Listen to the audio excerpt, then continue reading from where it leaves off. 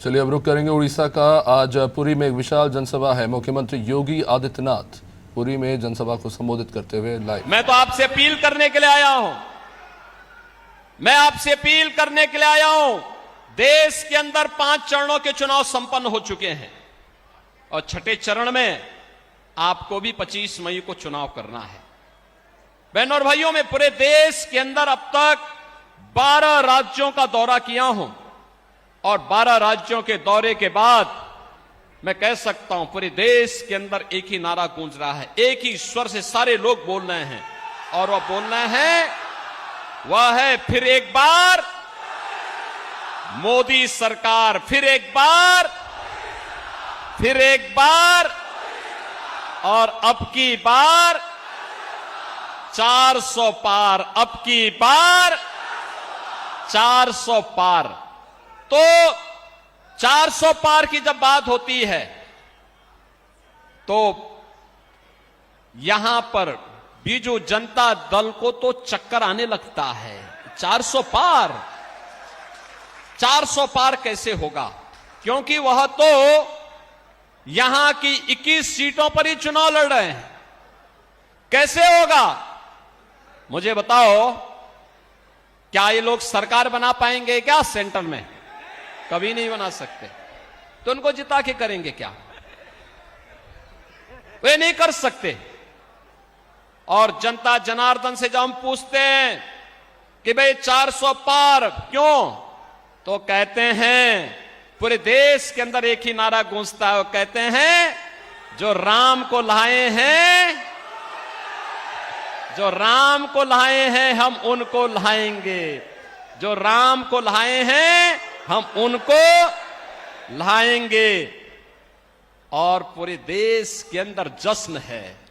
आज आपने अयोध्या में देखा होगा 500 वर्षों के बाद, 5 सदी के बाद प्रभु राम ने अपना जन्मोत्सव भी अयोध्या में अपनी जन्मभूमि में मनाया है और होली भी वहां पर खेली है।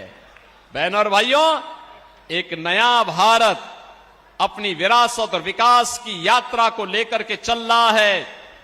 दूसरी ओर आपके सामने मैं कहना चाहूंगा, चाहे वह बीजू जनता दल हो, ये तो नौकरशाहों से घिरी हुई सरकार है और नौकरशाही जब किसी सरकार को घेरता है तो तानाशाही को जन्म देता है। जनता जनार्दन से उसका कोई वास्ता नहीं होता है।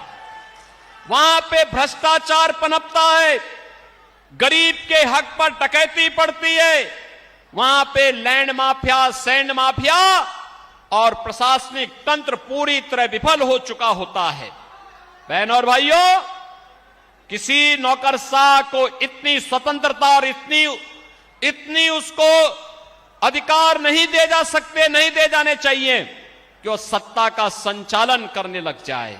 उसका काम सत्ता का संचालन करना नहीं है। सत्ता का संचालन संसदीय लोकतंत्र में जनता के द्वारा चुने गए जनप्रतिनिधियों के माध्यम से ही होना चाहिए। वही सही लोकतंत्र का प्रतीक है।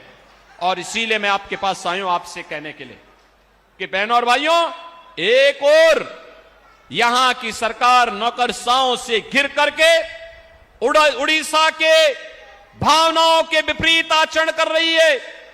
उड़िया परंपरा और संस्कृति को पूरी तरह माखोल उड़ाने का काम कर रही है।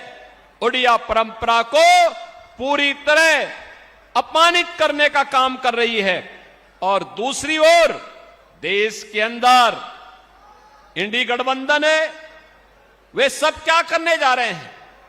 उनके द्वारा जिस प्रकार का कार्य किया जा रहा है, और मैं तो आज धन्यवाद देना चाहूंगा कोलकाता हाई कोर्ट को, जिसने टीएमसी की सरकार के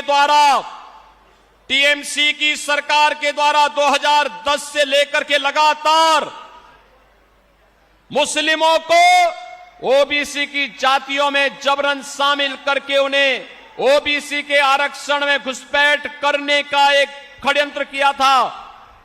कोलकाता हाई कोर्ट ने एक महत्वपूर्ण फैसले में टीएमसी के सरकार के इन सभी फैसलों को पलट के कहा कि नहीं, भारत के अंदर धर्म